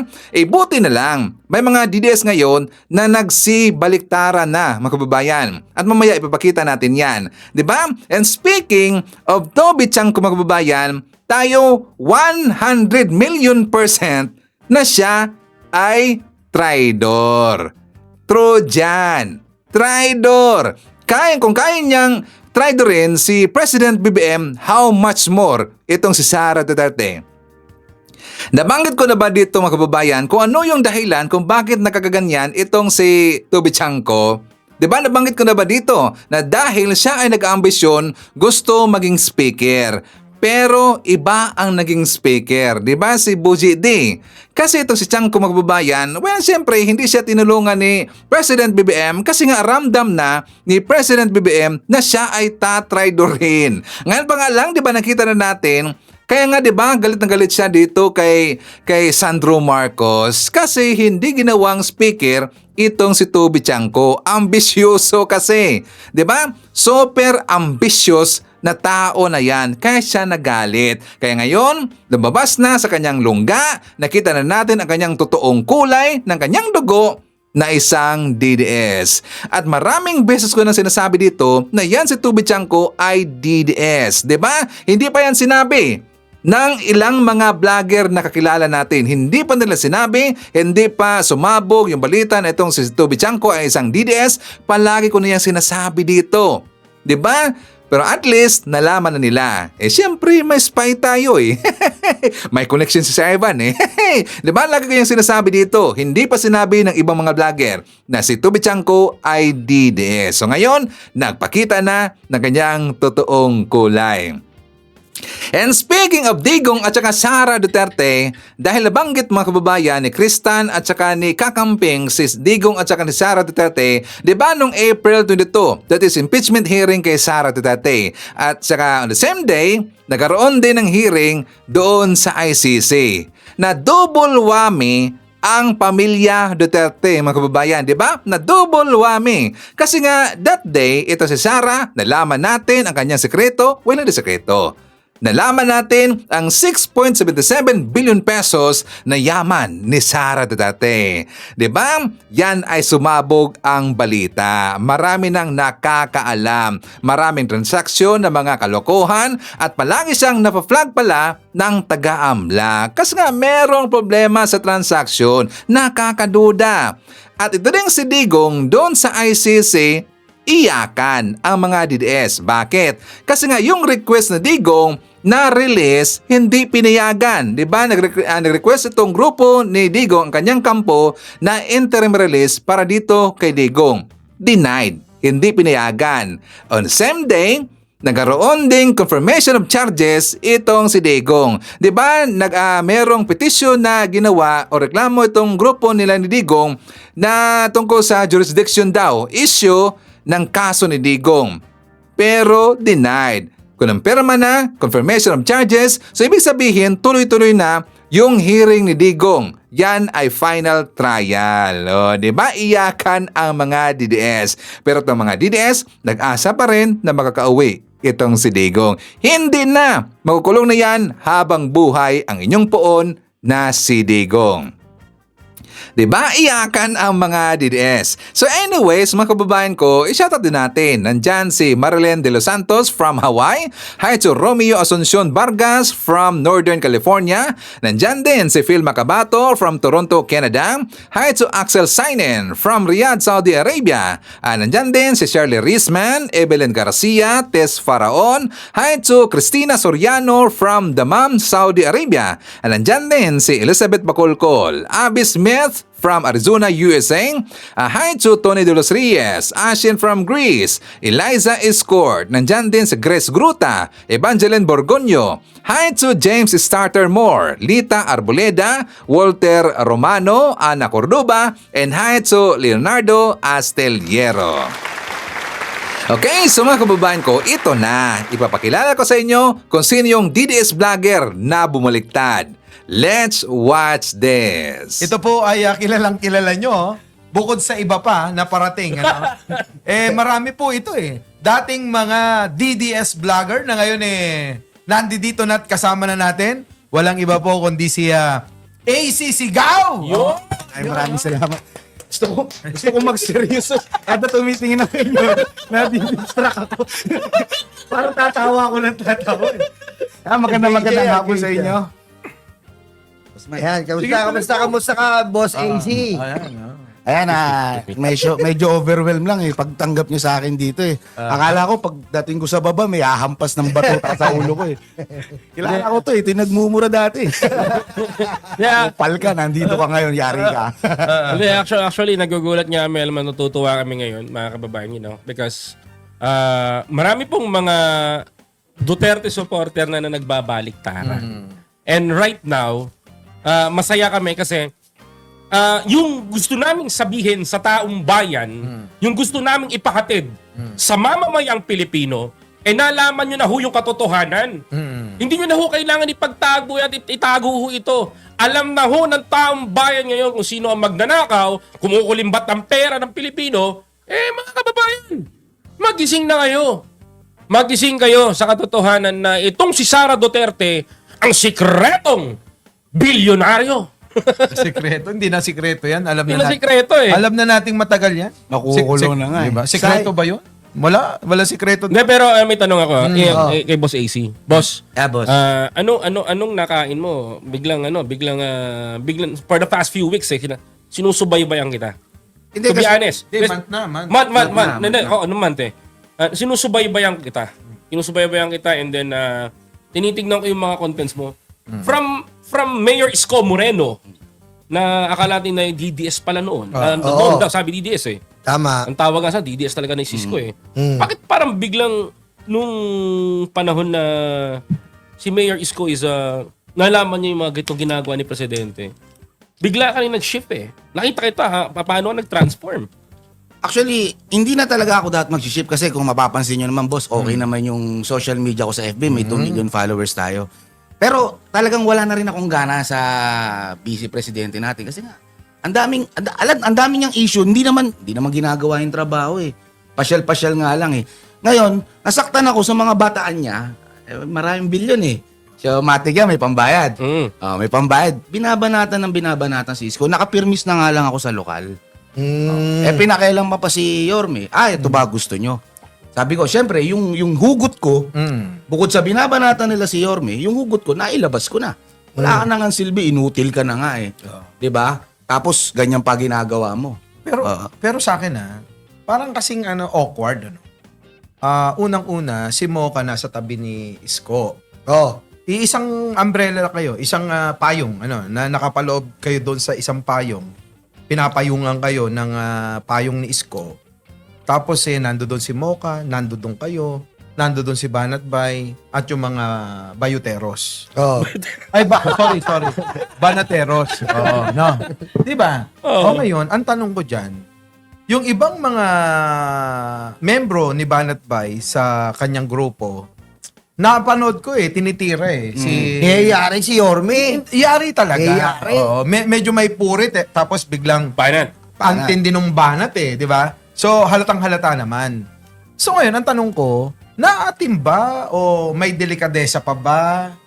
O alam pa ba nila yung salitang delikadesa na bilang ikaw ay dismayado na sa isang leader ng bansa? Siguro dapat nagbalot ka na, no? Umalis ka na dyan. Actually, ako, to be honest, sa akin ako hindi ako nagalit kay Mayor Isko Moreno eh. Because I know Isko Moreno is a good player. Ang thinking kasi ni Mayor Isko talaga, always, kung paano niya papakainin yung milyong botante o milyong residente ng Maynila. Kaya kahit sino sa kanya pwede. Kaya nung nagkaroon ng communication si Isko with Sara, sabi ko, nako, maglalaro lang yan si Mayor. Maglalaro lang yan si Isko. Promise. Sa akin kasi, ganito yun. Ako nakuha ko yung punto ni Mayor Isko na, bakit ako makikipag-away sa away nyo? Bakit sasali ko sa away ninyo? Ikaw, alimbawa, eto si Sara, kamukha naman, di ba? Tapos ikaw si Pangulong Bongbong Marcos. Kamukha mo rin, kaya lang nakasombrero at nakasalamin ka. Si BBM. Si BBM. Ako si Mayor Isko. Bakit ako makikisali sa away nyo? Away nyo yan. Correct. Meron akong pinamumunuan ang Maynila. Diba? Dapat unahin ko yung interest ng Maynila. Correct. Yung sinasabi ng isang vlogger na tumitira kay Mayor Isko na hindi daw niya iniisip yung kapakanan ng buong bansa, may trabaho nun Kung gusto nyo trabahuin ni Mayor Isko Buong bansa. yung buong bansa, dapat ihalal muna natin presidente. Bobo talaga, no? Kasi ganito yon. Kaya nga naghalal tayo Nandiyan si presidente. Nandyan din ang vice presidente. Kaya lang, yung mga siguro dahil nakikita nila na dapat isipin mo yung buong bansa. Siguro nakikita nila yung vice presidente nila hindi nagtatrabaho. Tingnan mo, di ba? Sinabi nga ni Boss Dada ron, sabi niya, pang Maynila ka lang talaga. Hindi ka pwedeng pang Pilipinas. No, sinabi niya yun. Ito naman ang punto ko ron sa live ko ng boss. Ibig sabihin, tumaludo kayo bilang magaling na mayor sa Maynila si Isko. Pero against kayo pag tumakbo ng mas mataas na pwesto. Dapat nga, mas iboto yung presidente yan kung sakasakali na maiisip ni Mayor yan. Kasi may pruweba na siya na kaya niyang pukusan yung trabaho niya sa Maynila. Let me give you an example. Parang easy. Ako nabubuhat ng bangko na yan. Tignan mo to Ano yung tsura ng Maynila nung panahon ng DC Isko Mayor? Oh. Dugyot. Dugyot. Ginawang yung Manila Bay, ginawang gimikan, tinapunan. Tapos pag lumingid-ligid ka doon, ginawang paanuhan ng mga di ba? Di ba? Yung mga pa-etnip-etnip dyan sa, talagang binaboy. To be honest, binaboy. Walang lumalabas Walang lumalabas ngayon. Mayroong isang mayor na taga Maynila na purong Maynila ang nagtrabaho para sa Maynila. Kumbaga, ginampanan niya na magkaroon ng isang gobyerno upang mas maunawaan ng mga taga Maynila, oy, gobyerno pala, ramdam namin. Yun yung pinakita ni Isko. And here is the visual. Marami siyang plano sa Maynila. Nakita ko yon. Even na city halls, babaguhin niya, ito, ganyan. Kahit na magkaroon ng problema, babaguhin niya ito. Kasi ito yung pangarap niya sa Maynila. And then, because ang thinking niya, nasa residente niya, ang presidente. Tama yun. Tama yung sinasabi ni Isko. Pag-usayan niya. Ngayon, tingnan mo mabuti. Ang taga Maynila matalino. Ano nagawa ni Sara sa Maynila? Ano nagawa ni presidente sa Maynila? Wala. Si Sara, wala. Si Sara, presidente, si Sara, wala. Si presidente, meron. The last time, nagbigay siya ng panchicha ng mga taga Maynila. 5 kilong Ayuda bigas. sa driver. Ayuda sa driver. 5,000. 5,000. Ano pa? Ang dami nagawa ni Presidente Marcos. Teka, milyon-milyon yung binigay na pabigas. Yes. Na yun hindi naman hinihingi ng Maynila, kundi kusang loob na binigay ni Presidente. Alam mo, magkakaroon ng medical mission. Hindi, medical school sa PLM. PLM. Ito. Sa target. At Ito. tulong din ng nasyonal. Ito mga tarantaduhan ni Sara Duterte. Tingnan niyo mabuti Nagngangaw-ngaw ko sa Manila nung campaign. Ang sabi mo, nilabas mo pa yung mukha ni Abante, nakadila na ganito. Ano katarantaduhan niya? May nagawa ba? May nagawa ba? Meron bang naitulong sa Maynila? Nagbenepisyo ba? Nakakain ba? Taga Maynila? Nabusog ba sila? Puro intriga. Nakita ng taga Maynila na kung itong si Sara Duterte magpe-president sa 2028, putsang ina, maghihirap ang buong Maynila, maghihirap ang buong Pilipinas. Walang kwenta ang presidente ang mangyayari dito pag nanalo yan. AC, ikaw, may tanong ako sa iyo ha. Anong naging trigger point para bumaligtad ka? DDS ka, bumaligtad ka na... Huwag na natin gamitin bumaliktad. Hindi, I mean... ma-enlighten. Na-enlighten ka. Actually, wala na talaga akong gana. Wala na talaga akong gana. Hindi na ako nagko-content. Ang tanging kunti kung babalikan niyo yung page ko, yung channel ko. Puro Isko Moreno lang yan, simula nung eleksyon. Lalong nag-trigger sa akin, yung binanata nila si... Yorme. Kasi Manila na nga lang ako. Ang masakit pa dyan, puro kaibigan ko yun. Nakiusap pa ako. Kasi AC, bago nila interviewin si Yorme, binabanata na nila eh. 'Di ba? Binabanata na nila dahil nga nung unang pagkakasama ni Yorme tsaka ni PBBM, galit na sila eh. May GC kasi ang mga yan. May GC. Kaya alam ko nag-uusap-usap sila. Kausap ko yung sa dalawang binanatan ko, boss. May GC kami ng mga banateros, kasama yung mga, hindi naman ganun kalaki ang mga banat. May GC. May GC sila, nagkakausap-usap sila. Tapos, kaya alam ko na parang laro nga lang yung ginagawa nitong huli. Dalawa umangat kay Yorme. Si Banat Bay, tsaka si Jack. Yung dalawa, nilaglag si Yorme. Isipin mo po, imposibleng sumalungat si Dada kay nang walang basbas eh. Tsaka ba't bigla kang tumira at after ng interview nyo, pinupuri nyo yung tao. Talagang, ang galing ni Mayor, eto yung Mayor nyo na may bayag. Grabe, no? Dapat, maswerte kayo Manileño, kesyo ganito, ganyan. Tapos kinabukasan, binawalang yan yun ha. Grabe, no? Grabe, no? Tindi ng mga mukha nyo. Kita nyo mga kababayan, isipin nyo maigi. In fairness kay Mayor Isko, inimbita nyo, pinaunlakan kayo. Tama. Nakipagkwentuhan. Nasa Malaya kayo nga yung nasa Malaya, pamamahayag tayo, demokrasya. Saka, diba? Boss, umarap na bilang tao, gintinuring niya eh, di ba? So, ginawa ni Mayor Isko lahat yun. Nagpakatao. At yung kanyang karapatan na ipahayag din yung kanyang nais at yung nararamdaman, ginawa niya.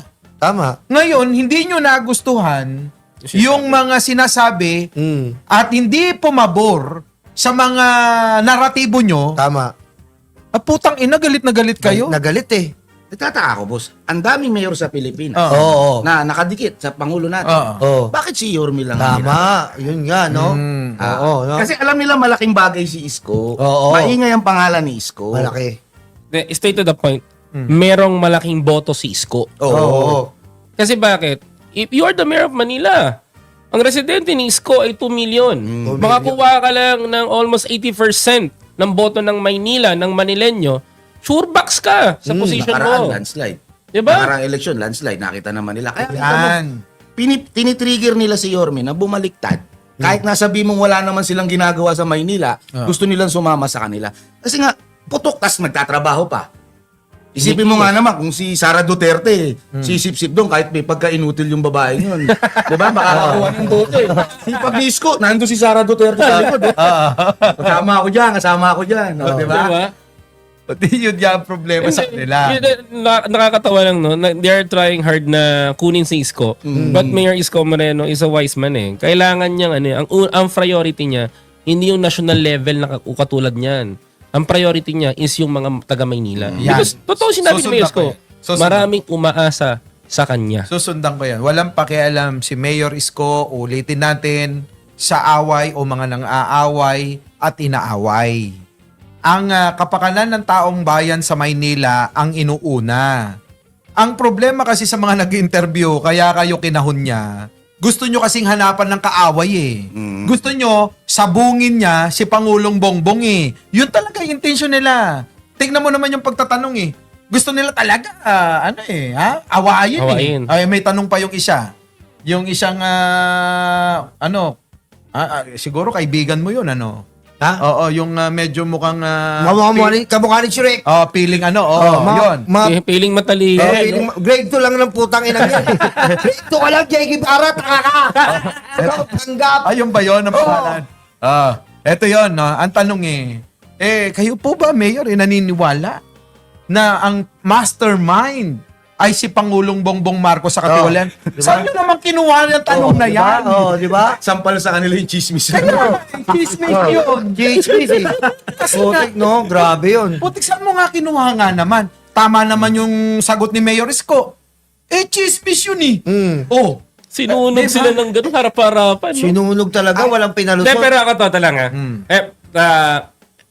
mananawagan ako sa mga taong bayan. Ito Mayor Isko Moreno, baka pwede mo naman kami paunlakan ng isang podcast interview dito sa Bengador kasama si AC Sigaw ng Tondo.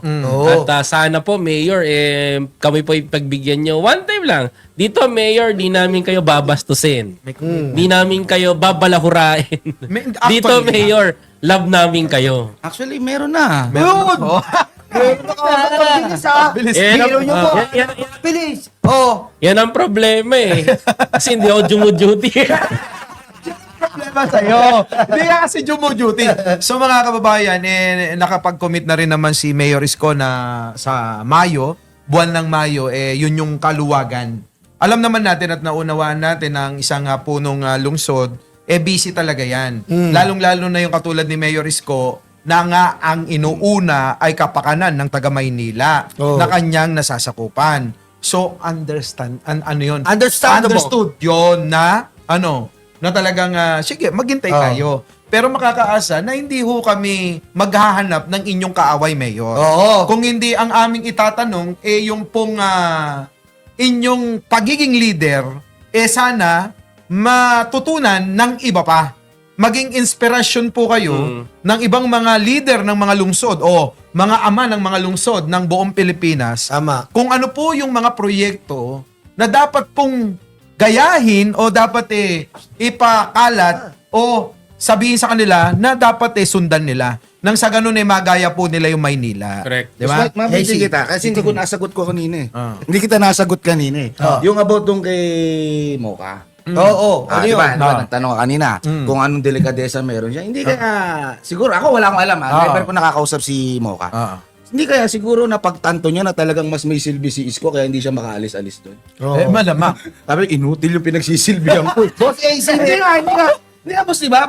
Ba't dito pa ako? Inaaway na ng mga kasamahan ko to. Pero alam mo si Mocha. Hindi ko alam. Alam mo si Mocha, ito yan Sala sa init, sala sa lamig. Pwede ganun. Kasi hindi si Yorme ngayon Pero, si Mocha, tawag nito, mahilig tumingin sa advanced thinking yan. At tumataktat. At alam ko, balak uli niyang tumakbo. Ng konsyal. Hindi na party list. Boss AC, may tanong ako. Ito, pinapatanong sa akin. Yung cookie ba ni Mocha, may amoy daw? Yung cookie. Yung cookie niya. Kada mangangampanya ako kasi hindi ako nadikit doon sa sa cooking niya. Hindi, syempre may amoy. Yung sa kampanya kasi, nag-iikot siya dati. Hindi naman ako nadikit nga kasi nga wala nang pakialam, nakiyorme lang ako nakakamera. So hindi mo nakikita yung cookie niya. Ikaw, alam mo, Nyulo, mapipintasan ka niyan eh. Bakit?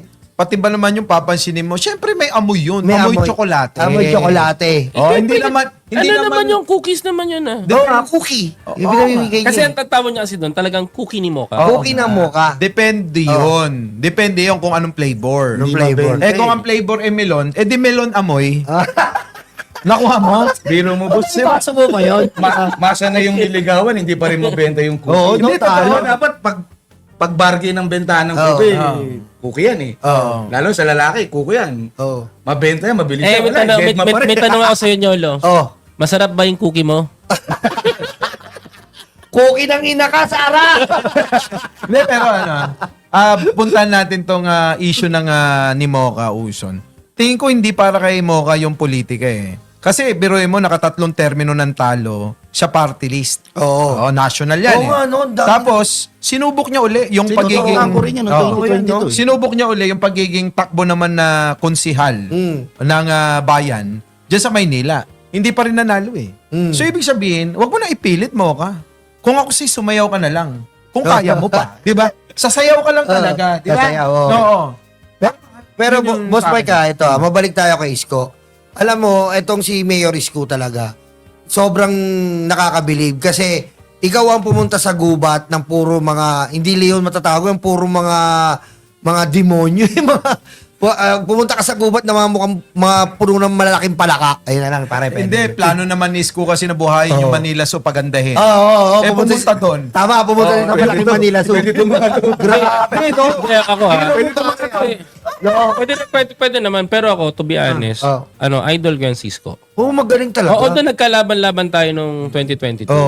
Pero ako, idol ko yan, Cisco. Kasi ako, gusto ko din maging lingkod sa bayan. Gusto ko rin suporta. Gusto ko rin bigyan ng pansin yung lugar namin. Alam mo, gusto kong dalin sa Caloocan yung bilis kilos. Kasi yun ang tama dapat sa barangay namin. Bilis kilos. Mukhang gagayahin mo na. Nandito pa ito ng kandidato. Ayot na to. Kasi kandidato po ito. Sige, suportahan na natin. Sagot ko ni isandang bigas. Bigas. Mamimigay po kami dyan. Yung 5 kilong sako. Grabe. Isandaan yun. Alam nyo mga kababayan, yung kaibigan namin, mahal namin to. Kaya mga kababayan sa lugar, ano bang barangay nyo? Barangay 160. Barangay 160 ng Caloocan, sa pakikipag tulungan ng Mayor, Mayor Along Malapitan. Kita mo, naka-orange. Mayor Along Malapitan at ni magkaibigan natin sana si former Senator Antonio Sani Trillanes. Soon to be. Sabihin ko na, bawal pa. Bumababa tayo. Matiyakan lalo. Ituloy natin. So, kailan kayo lilipad? Lilipad. Kasi may alis kayo, di ba? Mayroon kayo trabaho. Kailan kayo hindi busy? Bukas agad. Kasi alam mo, kailangan ang tulong sa tao. Bilis kilos. Parang Cisco. Bilis kilos. Yun ang gusto ko. Bukas mga kababayan sa Barangay 160. Abangan nyo po kami dyan. Dahil nga po sa inisyatibo ng inyong magiging barangay kapitan. Next election. Uy! Kagawad. Uy, huwag kayong ganyan. Kagawad, oo. Kagawad lang. Wala ng partido. Mawalan tayo ng partido. Kap, sama ka na lang. Kap, sama ka na lang sa kanya. Pero next, baka makalaban mo na siya. Bababa na siya eh. Last term niya. Last term, palit nyo na ito. Ano ka pa naman? Diba? Hindi, plano ko talagang gawin sa barangayan namin yan. Kasi yung bilis kilos. Kung meron kang bilis kilos, may progreso. Meron kang makikitang natapos mo. And then, legacy. Yun. Hindi, tsaka sanay ka na sa politiko. Mga basic ka mo na lang. Mababang Kumbaga, yung trail na tatahakin ko is very kapang-kapa ko siya. Hindi, tsaka alam mo kung kumpara naman si Isko, di ba? Isko ulit tayo kasi mas sobrang galing talaga. Tignan mo yung mayor ng Maynila sa mayor ng Davao. Yung mayor ng Davao, shabu ng shabu lang. Di ba? Yung mayor ng Maynila, putik, nakita mo naman, pre. yung imposible, ginagawang posible, di ba? Eh, ang niyayabang nga nila, wala raw utang Davao. Wala rin proyekto. Wala proyekto eh. Ang sabi naman ni Mayor, may utang ang Maynila. Pero taas na ako harap sa mga tao. Na nagawa ko yung obligasyon ko para sa inyo. Tsaka yung Boss Mike tsaka yung sinabi niya na sinabi niya na, doon ako na bumibili kay Yorme. Sige, ako na nagbenta. Sino ba nakinabang? Sino ba? Tingnan mo kung binenta ko, tinakwil ako ng Maynila, pinababalik pa ako. Diba? Kahit Tas yung landslide. relo. Kahit yung relo na Kahit yung relo, ibebenta ko. Yan ang sabi ni Yorme po. Mapapalakpakan na lang. Ako si Yorme, Boss Mike, Koy, at AC. Dati ganito kami ni Yorme, natira ko yan eh. Kasi ngayon sa Tito Vic and Joey, siyempre nasa tape siya. Siyempre, nababatikos ko siya. Siyempre, parang pumanig siya kasi. Iba naman yung iba yun. Iba yun. Pero sa politika, hindi ko siya nabatikos talaga. Teka, balikan ko, papaliwanag ko sa inyo. Sa abot ng aking nalalaman sa pagnenegosyo, ang isang lungsod, ang isang, yung City Hall, parang ganun din yan, parang isang korporasyon. Na kailangan mo rin minsan na umutang para makapaglingkod ka ng maayos sa iyong nasasakupan. Na hindi ho naaalam, na hindi ho yata alam ng karamihan na ganun talaga yun eh. Wala pong bansa sa buong mundo ang walang utang. Yung pinakamayaman na bansa, nagkakautang pa yan. Yung Maynila na nilugmok ng nakaraang administrasyon, walang tinirang budget, so kailangan umutang. Ngayon dumarating, 'di ba? Sabi nga nila nung panahon ng pandemya, ibinenta yung ganito, ibinenta yung ganyan. Yung pinalitan din Yung pinalitan din wala ring nagawa ano ba ang kapalit nun? Bagong ospital, bagong tirahan, bagong eskwelahan. Marami. Meron pa ng elevator yung eskwela na pinatayo. Saka boss, konti ang kinikita na pinapaupa lang 'yon. Ngayon, yung upa buwan-buwan nun, nung binenta yon, mas malaki yung tax na binabayaran na nakabili ngayon. Mas malaki ang pumasok na pera sa Example, may balik. Let's give an example na may resibo tayo. Tumingin ka sa Maynila, punta ka ng Jose Reyes ngayon. Tingnan mo gaano kaganda yung ospital. Di ba? Kompleto ka. Halos kompleto. Parang sasabay na sa private. Sumasabi, pag pumasok ka, pag rampa mo pa lang, sasalubungin ka ng pintuan pa lang, bubukas ng ganyang kagad automatic. Putya, pang private hospital. Yun ang pinadaman ni Isko. Meron Hindi pa. kayo iba sa akin. Maynila, meron pa. Alam nyo po ba na sa Maynila ay libre ho ang biyakan ng puso? Hindi nyo alam ano? Ano yun? Ibig sabihin, hindi mo na kailangan pumunta sa mamahaling mga ospital kung may sakit ka sa puso. Tingin nyo, kasi yung mga salita ni Mayor, dapat i-adapt nyo para maintindihan nyo ako. Totoo. Ganyan kasi magsalita si Isko, biyakan na eka ng puso. Wala nang yadba. Di ba? Wala nang yadba ang utaw. Dati, kailangan pipila ka pa at kailangan mo pa ng maraming anda. Para milyon, boss. Milyon. Hindi pwedeng bulig-bulig lang. Milyon ang kailangan na ipunin mo para sa pagpapagamot mo. Sa Maynila, libre. Wala ka ng bayad. 1-2 lang. 1 to sawa. Baka sabihin nila baka mamaya proyekto ni Sara Duterte yan. Ito kasi mga banateros, alam ko namang gusto niyo nang bumaliktad din. Totoo. Damang-dama ko sa mga mukha nila, gusto na nilang bumaliktad dahil hindi na nila mapagtanggol si Sara. Tama. Ang mali kasi, alam nyo, dapat kung nag-iimbita kayo ng mga katulad ng mga bisita, dapat yung interest nila. Interest muna nila at kung paano ipaliwanag yung mga bagay-bagay, dapat paniwalaan at dapat ayunan. Hindi yung ang gagawin ninyo, hindi nyo na nga tinatanong siya kung ano yung mga dapat na plataforma para sa taong bayan, hinahanapan yung panangkaaway . Tama. Actually, halatang halata na gusto nyong pagboxingin si Isko tsaka si Pangulong Bongbong Marcos . Totoo yun. Kung di ba naman kayo gago, Yung nagtatrabaho, gusto nang pagkawain. Yung walang ginagawa, ayaw nilang kalampagin. Kasi paano ba naman, mawawalan sila ng content dun sa box, bobo-bobo-li. Hindi, tsaka, ano ba naman, mawawalan sila ng bayad kay pastor, di ba? Alam nyo, patingin ko masakit na ulo ng mga banateros. Bakit ka mo? Dati si Sara lang pinagtatanggol nila. Oo. Takit na ng ulo nila eh. Hindi nila, paano nila pagtatanggol eh. Eh lumabas pa yung issue, nandiyan si Kitty, yung nanay, si Baste, Pulong. si Hindi kasi buong pamilya na yung ano eh. Lumabas Buong na ang dahil pamilya. pera. Eh, sabi ko, dapat singilin nyo yan, milyon isang buwan.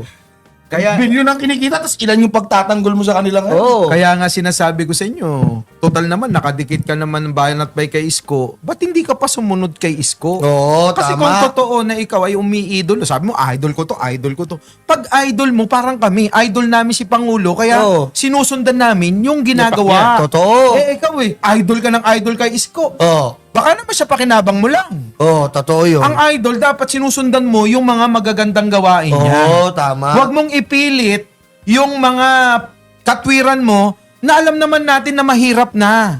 Sara Duterte, pagtatanggol nyo pa ba? Iwi. Ito. Ang dami ng patotoo eh. Ito na lang, boss. Ito na lang, boss. For how many years na nilabas ni former Senator Antonio Sani Trillanes IV yung ebidensya laban sa pamilya Duterte? And isa ito si Banat Bay sa unang-unang kumupal ay former senator. Ngayon, Banat Bay, hinahamon kita. Ano? Mo sabihin na walang kwenta si former Senator Antonio Sani Trillanes at hinahamon din kita, Greco Bellica. Tanong ko rin din sa inyo, may nakikinig pa ba sa inyo ngayon? Tama. Uy, post ko yan ginaya mo na naman eh. Nagsinig. Post ko yan. Tama. Ang tanong dito, may nakikinig pa ba sa inyo ngayon? Dapat sinabi mo. Yan. Sige, boss. Dapat sinabi niya, pinost mo nga. Eh, sinabi ko naman sa'yo. Oo. Ganun ang sagot. Hindi, ano. Dati, Alam mo, tingin ko kakaganyan nila. Imbis na inaangat nila si Sara Duterte, ang ginagawa nila, boss, lalo lang nilang dinudurog yung mga kalaban na sumisira. Correct. Nagdahanap lang kayo ng awit. Tulad nyo, ang Maynila. Ang daming isko niyan. Kaya nga hindi mabanata ni Banat Bay. Bakit ka mo? Takot mawala ng subscriber ng isko niyan. Diba? Bakit hindi nyo magawang iangat na lang yung nagagawang maganda ng Sara Duterte? Correct. Tayo. Diba? Pag may magandang proyekto ang Pangulo, inaangat nyo. Tayo, wala silang maangat, boss. Kaya Bakit puro kaya? kahiraan. Bakit? Butas kay Pangulo. Eh, bakit kasi wala silang mayangat? Tamad eh. Tamad. Hindi, ito mo. Walang Ito mo. proyekto. Example na lang. Pagkatapos magsalita ni Mayor Isko Moreno, nagsalita ito si Banat Bay. Sabi niya, basta kami naniniwala kami sa prinsipyo na si Bongbong Marcos ang mastermind ng ito. Kita mo. Tatawa si Yorme sa kanya. Bakit tatawa? Sabi sa isip-isip ni Yorme, tarantado ka, pinapinapap sinungaling dito. Mayor ako, Di sino ba? ba? Yun nga eh. Diba? Di mo, tignan mo, wala silang kahihiyan sa sarili nyo. Mahiya kayo sa sarili nyo. Tsaka isipin nyo, ipagtatanggol nyo pa ba si Sara Duterte? Nalalaman nyo ngayon? Tama. Na milyong-milyong piso na meron ang pamilya Duterte. Bilyon. Eto na. Dumako na tayo dito. Pusakin nyo, mga DDS. Punta na tayo. Eto na, AC, mag-ready ka na, Boss Mike at Koy. Eto ngayon, anong masasabi nyo ngayon? Ngayon, paano nyo sisiraan ng AMLAC? Ang AMLAC po, explain ko lang sa mga tatanga-tangang katulad mo, DDS. Ang AMLAC, yan po ay legit. Kahit kailan po hindi po maduduga yan. Ngayon, pinapalabas po nila ngayon dahil lang po daw lumaki yon dahil sa withdraw deposit. Oo, tama naman, lalaki yon. Mako-cover ng AMLAC yon. Pero, nakalagay po doon may transaction. For May example, time frame. Noong 2007, hindi ko lang ma-sure kasi wala sa akin yung record ng 208 million for the 14 transaction. Imagine niyo paano yon sa 14 transaction, paano lumobo ng 208 million yon. Kung sinasabi ng abogado, 1,000 lang ang dideposito, 2,000, ibig sabihin, milyon ang dinideposito, vice mayor pa lang siya noon. Magdalakaw. Si Kitty, 2011 to 2013, nakita ko, almost 50 million yata ang bata pa si Kitty. No? Hindi pa yata nire-regla si Kitty. Minor de edad. Milyonaryo na. Isipin niyo, sige pa. ano pa lang yun, mayor pa lang yung tatay nila. Ano pa kung naging presidente na? Alam mo pare, alam mo AC, nakakatawa yung mga DDS. Kasi itong mga hayop na to, hindi sanay sa bangko, sanay kayo sa 4-piece. Nakanganga, nakapila. Huling awak nyo ng ATM pa ng 4-piece, mga inutil. Kaya wala kayong alam sa AMLAC. Mamasa nga po. Anyway, Hindi, totoo, no? sige, Boss Mike. Ito kasi tama naman. Yung logic nila, pag pakikinggan, tama nga naman.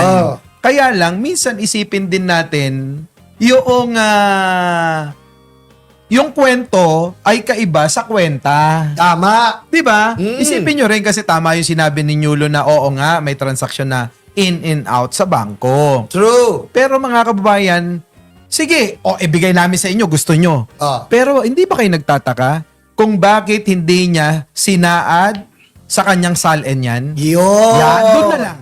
Sige, ibigay na natin na in out, ganyan. Sige, ibigay na namin yung naratibo yung ganyan. Ang tanong ko, bakit hindi sinama sa kanyang salin yung cash flow sa kanyang bank account? Yes. Malalaman kasi ng taong bayan, galing ito sa dirty money. Dirty. Kasi, alam mo yung mga DDS, pilit inuuto ng mga Duterte apologists. Yes. Gusto nila na bulagin pa rin kayo. Gusto nila i-sugarcoat pa rin yung mga binunyag doon sa hearing sa Kongreso. Yes. Gusto nila kayo ay manatiling mga bobo. Ito sabihin ko lang. Karamihan kasi dyan, Masa. Ngayon, kung ano sinabi ng mga vlogger na tanga, na mga DDS, yun na rin sila. Pag pinakinggan nila yun, pahabain na lang nila yung senaryo, pero yun pa rin kung ano sinabi.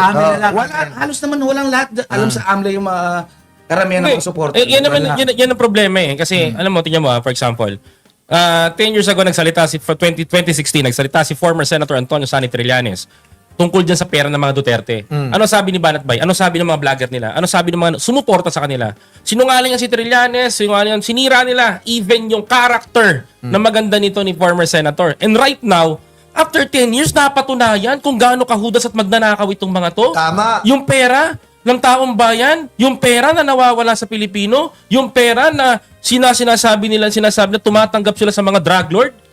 Sige nga, vice mayor ka, mayor ng tatay mo, konsehal ito, tas kongresista ito, pakakasama doon yung 51 billion na nawawala rin.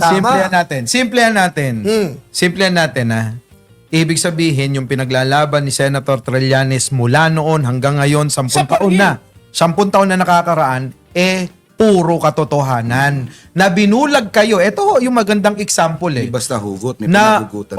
na binulag kayo ng kampo at kulto ni Duterte para kayo ay mapaniwala sa mga naratibo na pambabaliktad. Yung matinong tao, sinira nila. Yung matinong tao na nagpapakita ng katotohanan at lumalaban para sa katotohanan, yung po yung pinasama nila. Tama. Pero ang katotohanan ay hindi huyan. Hindi huyan na magtatagal at mabubunyag yan. Tulad ngayon, nabunyag. Kahit pa sabihin natin 10 taon yan. Sa politika, mabilis lang yan. Ngayon, siguro naman alam na natin ang katotohanan. Baka naman pwede nang magbago ang isip natin. Kaya nga yung mga yung mga pinapanood yung mga vlogger sa DDS, alam nyo, nandiyan na lang yan Para Ito. Para sa bayad sa kanila Tama ba, AC? Tsaka, kasi ang nangyayari, boss palusot laban sa resibo. Ang ginagawa nila, puro palusot na lang. Ang nilalabas ngayon ni former Senator Trillanes is resibo. Eto ba't di pa kayo maniniwala? Yung mga vlogger nila, puro, hindi, ganito, ganyan, puro palusot, puro paliwanag lang. Bigyan tayo sample, gusto mo? Sige, ngayon, Kuya Park, magmura ka. Utang ina mo ka, magmura ka ngayon sa amin ngayon. Murahin mo kami lahat ngayon. Murahin mo tong Bengador ngayon. May ipagmurahan ako sa harap para nahamong kita debate tayong dalawa. Patunayan mo na si Sara Duterte. Patunayan mo sa Sara Duterte na malinis. Awatin natin yan. Sino ba yan? Sino ba yan, pre? Yung nagmumura sa minumura tayo. Bengador daw. Sino yun? Yung Kuya Park ang pangalan. Ay, bobo yun. Ngayon, hinahamon kita. Bobo yun! Puta, pinapatuloy mo, bobo yun. Ngayon, malalaman mo. Hindi lang kayo ang kaya magmura. Chismis versus resibo. Ito nga boss minumura tayo ng mga yan. Kung saan social media dinadarag tayo. Akala nyo sa amin, kahit nandito kami, di namin kayo magmura, kaya namin kayo murahin. Bobo nga Sabi ko nga sa inyo, kayong mga naniniwala, ikaw lalo ka na. Kuya Park, hinahamon kita. Bobo yan! Bobo ka! Bobo yan, maniwala ka sa amin. Buko lang sa init, tapos ka lang. Chismis lang alam mo. Hindi. Sa totoo lang. Pagkakataon din natin tayo para pamukha sa kanila Kasi hindi, kung murahin nyo kami, sinasabi namin yung totoo, sinasabi namin sa Bengador yung totoo, galit na galit kayo. Minumura nyo kami sa bawat rally ninyo. Sinusumpaan nyo kami, di ba? O ngayon, Kami naman magsasalita. Yung sinabi ko sa iyo na yun, totoo yun. Ibig sabihin, apektado sila sa mga banat nating napakasimple. Alam mo, sabi nga nila, Lagi pamatay niya, malito eh. Nakatanggap ko na naman ng malito. sabi nga, si Sunny Trillanes, si Luistro, yung mga Bengador, mga si Raulo, mga putang, ginaganon tayo. Binabanatan tayo ganon. Isang pitik lang sinabi ko sa iyo, magwawala ka na naman mamaya sa TikTok. Hoy, ikaw! Kung di ka pa naman tanga, sige nga, paano mo papatunayan? Yung sinasabi ni Ko, ikaw, paano hindi totoo si Trillanes? Kung nag-imbento si Trillanes ng figures ng bangko, hindi yung tatama sa AMLAC. Ng AMLAC, yan ay group ng mga bangko, doon po nagre-report ang mga grupo ng mga bangko kapag may suspicious o kahinahinala. So, kung hindi totoo ang sinabi ni Trillanes, susupalpalin niya ng AMLAC, pero nasa record ng AMLAC, Inayunan ka. accurate yung date, accurate yung presyo, accurate yung ano mga DDS? Hindi ka 10 years eh. No? 10 years. Hindi niya binitawan yung sinabi niya. Kasi hindi naman magmumura si former Senator Sunny Trillanes, kaya mumurahin ko itong mga to eh. For how many years yung binabo yung tao, how many years yung tinarantado sa social media yung tao, ginawa yung sinungaling, binenta ang Pilipinas, mga buwakan ng ina nyo, mga magsalita kayo, mga bobo. Wait lang nakita niyo sa social media? Si Trillanes, ang daming naglalabas ng mga picture kasama siya. Proud na proud sila. Siyempre, kasama Kasi tayo nga, dyan. Which is dati, walang ganon. Walang ganon. Pero ngayon, nalabas to. Tsaka isipin nyo, nung habang, alam mo, di ba Boss Mike, sabi nga nun, lumapit sa atin si former Senator, sabi ko, Senator, babawi kami sa inyo. Tapusin natin tong laban na to. Within 1 week, lilinisin namin yan na hindi mo binenta ang West Philippine Sea. Tama. Di ba? Tinrabaho namin dito. Kasi alam namin na totoo yung sinasabi ni former Senator. Dahil si Duterte talaga, yan tatay yung nasa karton, tandaan nyo to, ang totoo na may gentleman's agreement Demonyo sa China. Demonyo talaga. Kita nyo. Diba? Kita nyo Sabi nyo, oh my God, I hate drugs. Pero putang ina, buong pamilya tumatanggap ng kwarta sa droga. Kapal ang mukha nyo. Saka Di ba nakakita kayo kasama yung iba yun? merong ebidensya. Sabi ni Digong, oh my God, I hate drugs. Puta, pinatay yung mga maliliit na mga addict. Yung mga pinagsuspechahan. Yung pala, para maganda record niya kay Sammy Uy. Mga drug lord tinira.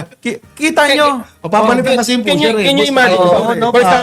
For example, Boss AC, Boss Mike, Yolo, pare. Buong Pilipinas, pinagtripan nila. Para lang mapagtakpan nila yung kalokohan nila sa droga. Galing magdrama. Yes. Ay, ako minsan na rin talaga ako nag-doubt kay former Senator Trillanes. Hindi ko na ikakaila. Pero ngayon dito, napatunayan mo, napaka very consistent talaga yung pinaglalaban niya. Hanggang dulo, nilalaban siya. Pero mo 10 taon, pwede ko nang kalimutan yan. Pare. Pero ikaw, tinuloy-tuloy mo pa rin. Tsaka pare, ang bangko, hindi mo maduduga. Kahit anong mo dyan, hindi mo matatamper. Pag tinamper mo yan, kulong ka. Tsaka nga pala, idagdag ko lang to mga kaibigan kong kabengador. Sinasabi nila bagong promote daw yung AMLAC. Kahit bagong panganak yung AMLAC. Yung record ng bangko, mga tanga. Hindi mawawala yan. Hindi mawawala yan. Kahit mamatay na kayo mga DDS, nandiyan pa rin yung mga bangko. Ikaw na nga, Boss Mike. Sisimplehan natin. Kasi ang record ng bangko, mula nang binuksan nyo yung account ninyo dyan, sa halimbawa, sa BPI, sa PNB, Land Bank, kahit anong klaseng bangko po. Kunyari, ngayong araw na ito, doon po kayo nagbukas. Mula yung araw na yan hanggang sa kung anong araw ngayon. Ay makikita. Nandun yung record. Hindi mo may tatanggihan Diba, boss? Tutuloy ko lang. Kaya alam nyo yung mga Duterte takot na takot kay Trillanes. Diyan sa mga bank accounts nila kasi totoo talaga. Tulad niyan, sinabi nga ni Nyulo kanina diyan sa AMLAC. Mga kababayan ko, ang AMLAC ang kumumpirma na tugma talaga sa hawak-hawak na ebidensya, resibo ni Senator Trillanes. Ano pa bang kulang doon? Mahirap pa bang unawain yon? Kaya nga ngayon, alam nyo, pansinin nyo, ang mga DDS vlogger, lalong-lalo yung mga kaibigan mo, dati, wala. Hindi nyo ba napapansin, wala silang explanation? Wala. Ang nagpapaliwanag, yung mga amuyong, yung mga baguhan, yung hindi kilala. Kasi ayaw nilang isugal yung mga sarili nila dahil alam nilang tama Si Senator Trillanes Tama dyan. yan. Sumagot naman. Ano? Yung mga dati kong kaibigan, sumagot naman. Ano sabi? Natatawa na lang kami sa inyo.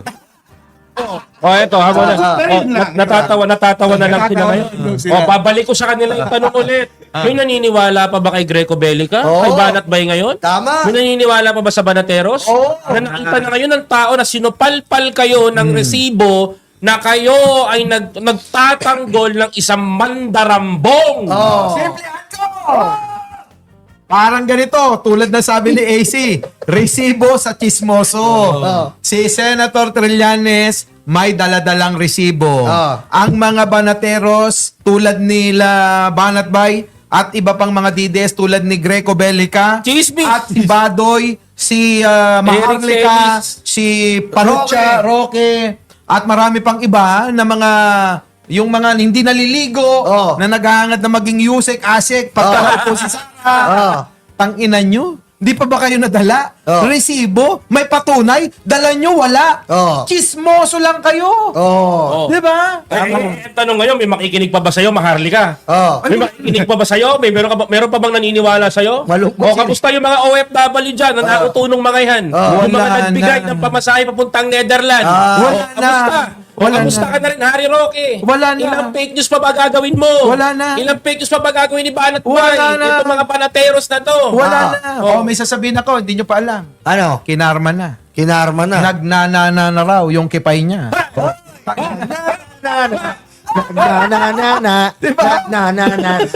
Uy, wag ka. Nasagot nila kagabi, natatawa lang sila. Walang sagot kahapon. So, nag-meeting sila kagabi. Mamaya may fake news niya.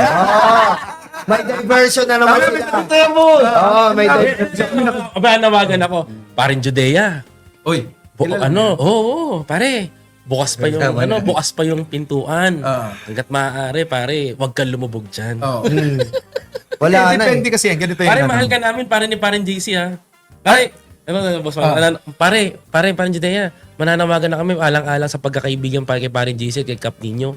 Lumabas ka na, pare. Ako, Susulog ka pinakakadikit dyan. niyan. Oo, talaga. Kami dalawa pinakamagkadikit niyan ni Master. Ito alam nyo kasi mayroon dalawang dahilan kung bakit sila nananatili dyan. Alam nyo, una, sayang yung pera. Pera no? Ikalawa, kasi nandito na eh. Pangatawanan na lang natin kaysa mapahiya tayo. Alam nyo, mga kapatid, ang kapahiyaan ay yung pumupilit na kumampi Sa mali. Oo, yung ang kapahiyaan, yung pinipilit mo pa rin, alam mong mali na, alam mong hindi na kaya, sige ka pa rin na sige. Alam kong mali na. Ano ba yung kanta na yun? Alam kong mali na.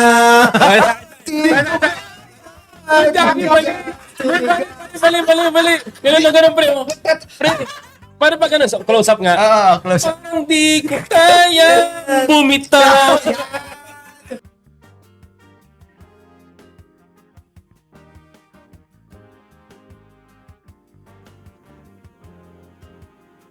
Okay, so kasama din natin, nandyan si Ruth Langzerk. Hi to Eva Malabi, Mercedes Ferrer, Milin Vibes. Nandyan din si Nelson Barcilon Jr. Hi to Liberty Torino, Blessy Carunan, Rebecca Rose. Hi to Milmar from Los Angeles, Las Vegas. Nandyan din si Febro Nula. Hi to ME, Erlinda Ibasco. Nandyan din kasama natin si Eagle of the North, Macro Excel Legend, Jay Manlangit from Dubai, and hi to Mel Baucas from UK. Okay, so mga kababayan ko, yan natin malakalap na mga balita ngayong araw. Kung nakaabot ka po sa portion na to, sana nakapag-like na ho tayo. Libre po ang mag-share, libre din ang mag-subscribe. Again, maraming salamat sa mga viewers na hindi nag-skip ng ating mga commercials. Thank you so much. At before natin tatapusin ang ating programa ngayong araw, sana sabayan nyo sa Sir Ivan para sa ating live messaging prayer. Panginoon, sa iyong walang hanggang awa at kapangyarihan, aming ipinagkakatiwala ang aming bayan at ang aming pinuno na si President Ferdinand Bongbong Marcos Jr. Naway iyong patnubayan ang kanyang isipan at puso upang lagi niyang piliin ang tama, makatarungan at makabubuti para sa sambayanan. Ilayo mo siya sa kapahamakan, bigyan ng lakas sa gitna ng pagsubok at palibutan ng mga taong may malasakit at katapatan. Hinihiling din namin ang iyong proteksyon sa bawat Pilipino na sa kabila ng hamon ng buhay, manatili kaming nagkakaisa, matatag at may pananampalataya sa iyong gabay. Idinadalangin ko ito sa pangalan ng ating Panginoong Jesucristo. Amen. So maraming salamat mga kababayan, and I hope to see you again on my next video.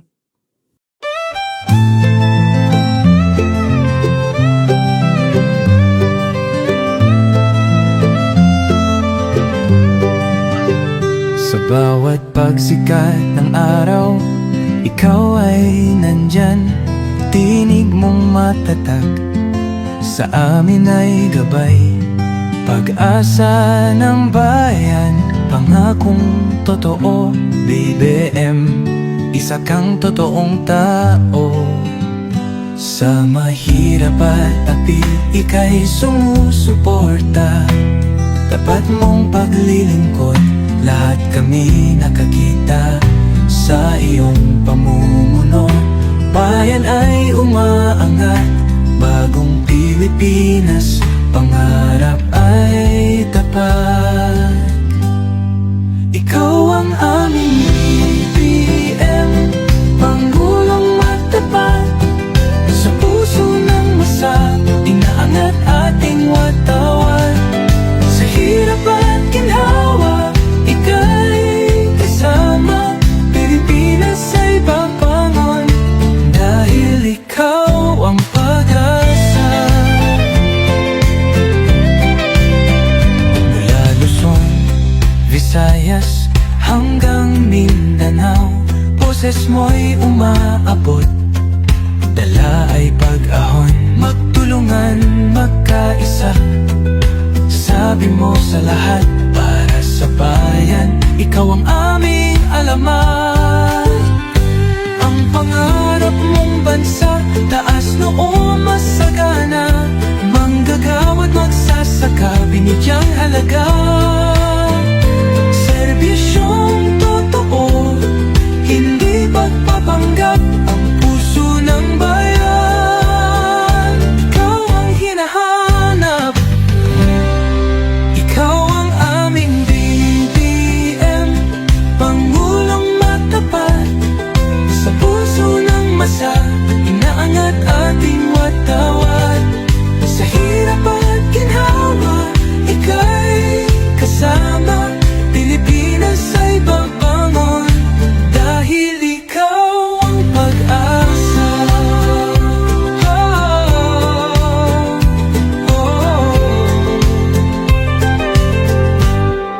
Ikaw ang